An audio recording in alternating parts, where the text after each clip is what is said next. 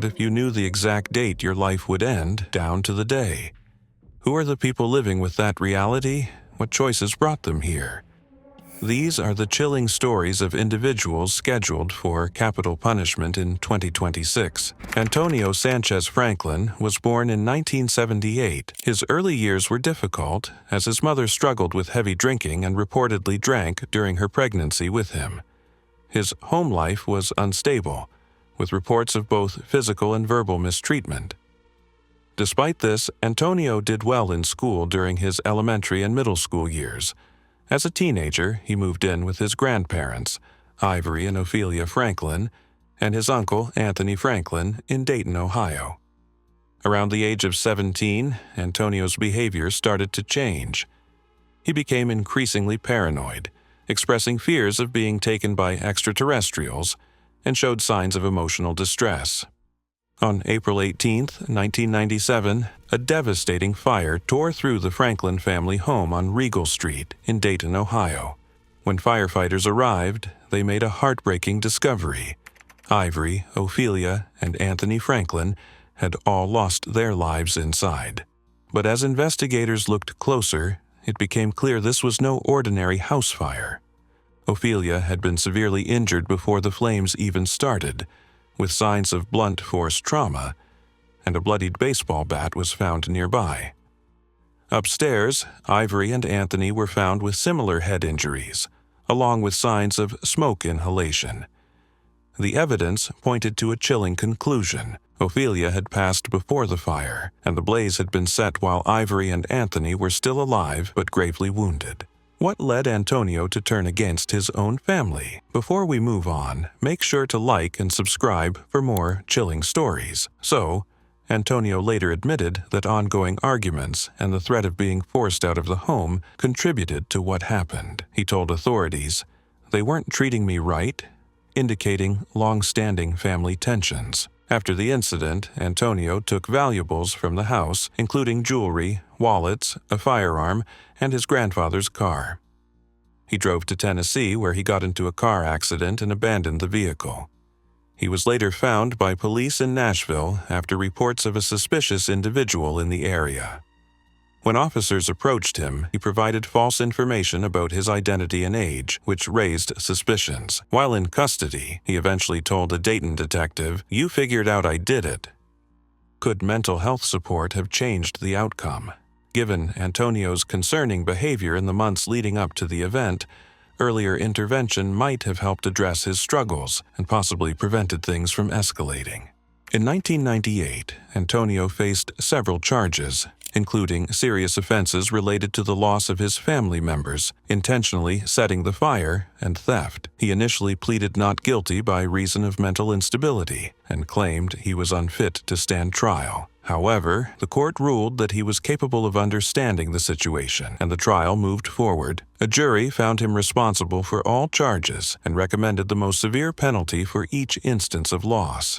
The judge upheld this decision, sentencing him accordingly, along with additional prison terms totaling 91 years. Antonio was originally scheduled for a final sentence to be carried out on January 12, 2023, but it has since been postponed to February 11, 2026. As of now, he remains at the Ross Correctional Institution in Ohio. But what happens when a person keeps testing the limits and finally goes too far? This brings us to the next case.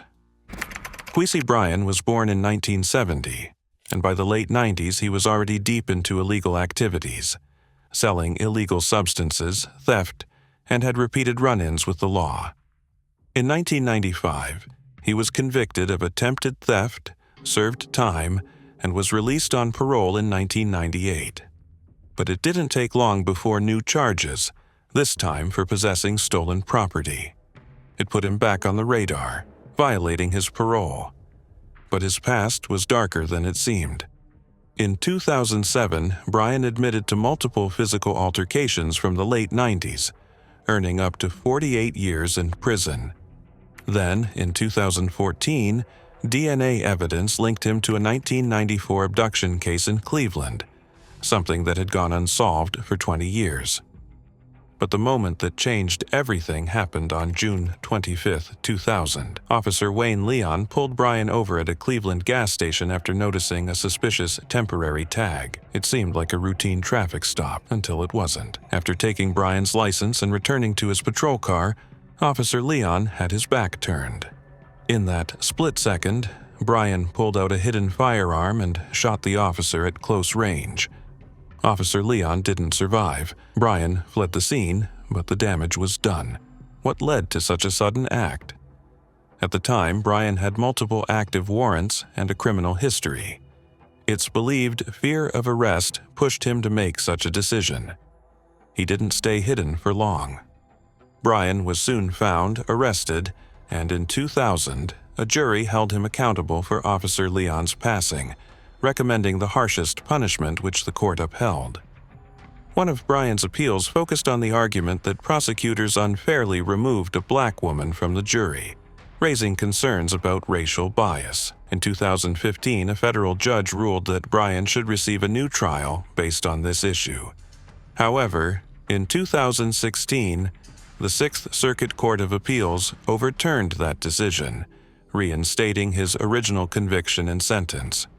Brian remains at the Chillicothe Correctional Institution in Ohio. His sentence, originally scheduled to be carried out on October 26, 2022, has been postponed to January 7, 2026. Next, we discuss a case where uncontrolled anger resulted in an act beyond comprehension. James Earl Trimble was born in 1960. By January 2005, he was living in Brimfield Township, Portage County, Ohio, with his girlfriend, Renee Bauer, and her 7-year-old son, Dakota. Trimble struggled with heavy illegal substance use, which created ongoing problems in the household. On January 21, 2005, what started as an argument between Thomas Trimble and Renee Bauer quickly turned into something far more tragic. In a sudden outburst of rage, Trimble grabbed an AR-15 rifle and took the lives of Renee and her young son, Dakota. He then fled the scene, setting off a manhunt. But it didn't stop there. That same night, Trimble forced his way into the home of Sarah Positano, a 22-year-old student at Kent State University. He held her captive through the night. Then, by morning, used the same weapon to take her life. Authorities acted fast, locating and arresting Trimble shortly after. While the full reasons behind his behavior remain complicated, contributing factors likely included his illegal substance use, personal conflicts, and possible mental health struggles. In October 2005, Trimble stood trial in the Portage County Court of Common Pleas. Prosecutors presented strong evidence, including Trimble's own statements to law enforcement and family members, forensic findings, and witness testimonies. The defense focused on his history of substance use and mental health concerns in an attempt to lessen his responsibility. So, how did the jury respond to the defense's claims? Despite their arguments, the jury found the evidence of planning and the level of harm too serious to ignore. They returned a guilty verdict on all charges. They also recommended capital punishment, which the judge confirmed. In addition to the main charges, he was also convicted of other serious offenses, including aggravated burglary and unlawful restraint. For the burglary, he received 10 years. The other charges added sentences of 10 and 7 years. These were ordered to be served one after another, but alongside the main sentence, showing just how seriously the court viewed the case. Since then, Trimble has filed several appeals challenging different aspects of his trial, including jury selection, legal procedures, and the fairness of Ohio's sentencing laws. As of 2025, his sentence is set to be carried out on March 12, 2026. Could a man's hidden past and money troubles be the key to a series of unexplained tragedies? This brings us to Gerald. Gerald Robert Hand was born in 1941 and grew up in a difficult, abusive home. Wanting a fresh start, he joined the Army and served his country before settling in Columbus, Ohio, where he built a successful radiator repair business and became a well-known figure in his community. But his personal life was filled with tragedy. In 1976, his first wife, Donna, lost her life during a home invasion. Years later, in 1992, his second wife, Lori, was found lifeless in their basement. Authorities never charged him in either case, but the circumstances left many doubts. Was he involved in those incidents? By 2002, Hand was in his fourth marriage, now to a woman named Jill. She was unaware of the dark history she had stepped into. Financial struggles had been a growing issue for Hand.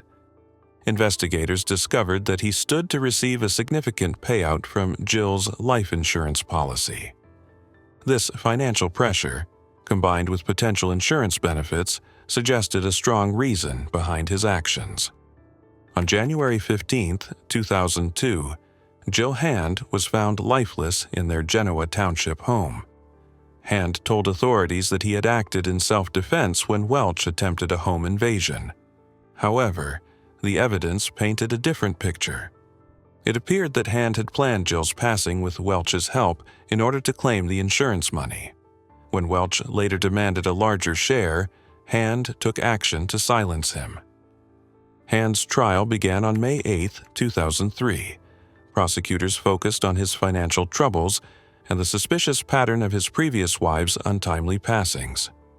On June 4, 2003, he was found guilty of taking out 2 lives, his wife Jill Hand and his friend Lonnie Welch, making it the first conviction of this kind in Delaware County, Ohio. He was given the most severe sentence and has remained in confinement ever since. Over the years, Hand has attempted multiple appeals, arguing that the evidence against him was not sufficient and that legal mistakes were made during his trial. In April 2018, the U.S. Supreme Court declined to review his case, leaving him with no further legal options. His sentence, originally set to be carried out on May 17, 2023, has been postponed to June 17, 2026. Given the pattern of his wife's unexpected passings, many have questioned why Hand wasn't charged earlier. While suspicion surrounded him for years, authorities lacked clear proof connecting him to the earlier cases, preventing any action from being taken sooner. Cleveland Ramon Jackson was born in 1979. His early life was filled with hardship. As a young child, he witnessed his mother fatally harm his father. His mother struggled with substance use and attempted to end her own life multiple times, leading to Jackson being placed in foster care. During his time in the system, he suffered mistreatment, which contributed to a troubled youth and a series of legal issues. On January 3, 2000, Jackson and his half-brother Jeronique Cunningham planned to rob the apartment of Shane Lyles, intending to steal money and illegal substances. Jackson lured Lyles outside under the pretense of discussing a deal, while Cunningham remained inside with 3 teenagers, including 17-year-old Lenishia Williams and 3-year-old Jayla Grant. At one point, Cunningham forced the teenagers into the kitchen at gunpoint, using physical force when one hesitated. Jackson then returned, took valuables from Lyles, and gathered everyone in the kitchen. The brothers opened fire, causing the passing of Williams and Grant and seriously injuring others. The primary motive behind the incident was to steal, as they were targeting money and illegal substances. However, the extreme acts in the situation raised questions about their intentions and state of mind. In 2002, Jackson was convicted by an Ohio jury for 2 counts of taking a life. The court sentenced him to 2 separate capital punishments. The Supreme Court of Ohio later overturned one of these sentences due to errors made during the jury selection process, but the other sentence remained in place. Jackson's case has gone through multiple appeals. In 2019, Ohio Governor Mike DeWine granted a temporary delay due to concerns regarding Jackson's legal representation. Since then, his sentence has been postponed multiple times, with the most recent rescheduling set for July 15, 2026. Now we turn to a case where the cruelty inflicted on an innocent child marks an act of senselessness. Danny Lee Hill was born in 1967.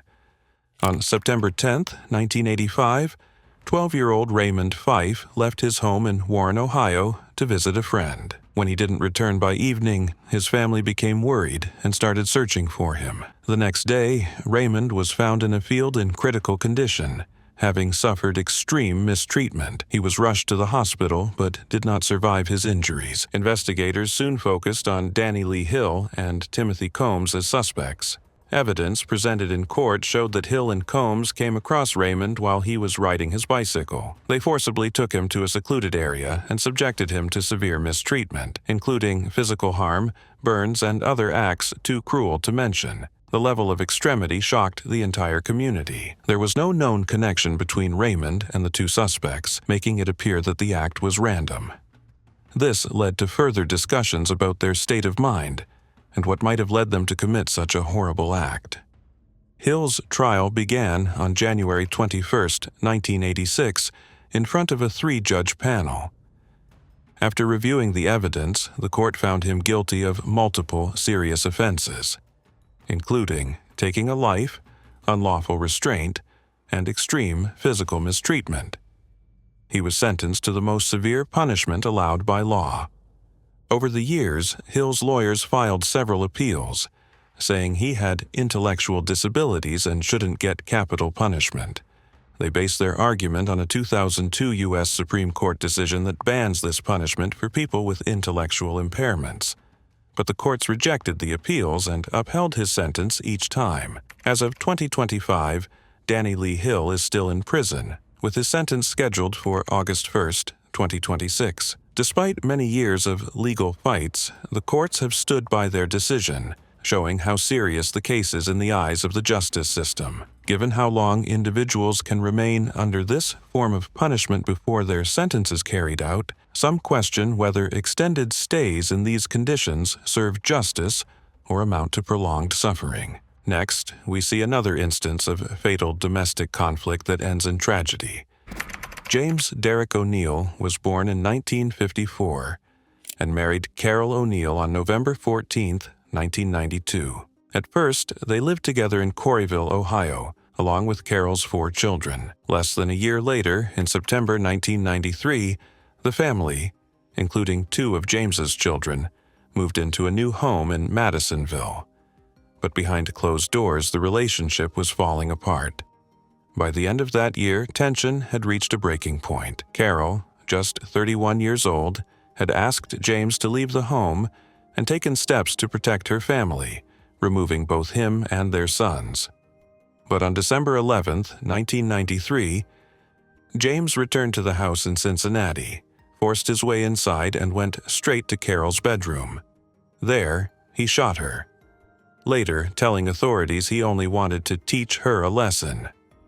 O'Neill was charged with multiple offenses, including 2 counts of severe harm leading to loss of life, along with additional charges related to unauthorized entry and the use of a firearm.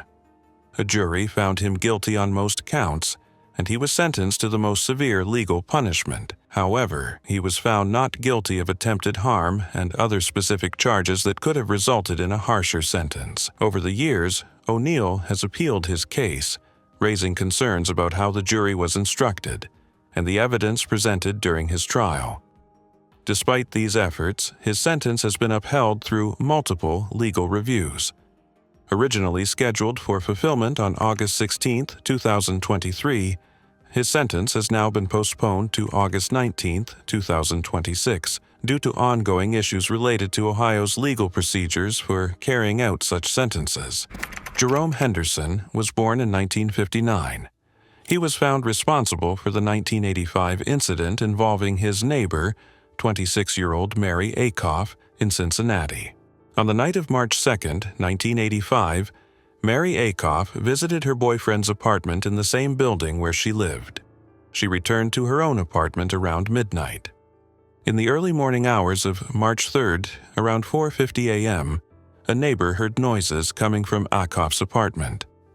Later that afternoon, Akoff's daughter and a neighbor discovered that she had passed away. The apartment showed signs of someone breaking in through an unlocked kitchen window, and Akoff had suffered multiple injuries. Witnesses reported seeing Henderson near Akoff's apartment between 5:30 and 6 a.m. on March 3rd. At first, he denied being in the area. However, authorities later found one of his fingerprints inside Akoff's apartment. When they searched his home, They discovered a damp pair of gym shoes, a long black leather coat, and a short black leather jacket. The gym shoes had traces of human blood, and the long coat had bloodstains that matched Akoff's blood type. Additionally, a small piece of human tissue was found on the coat.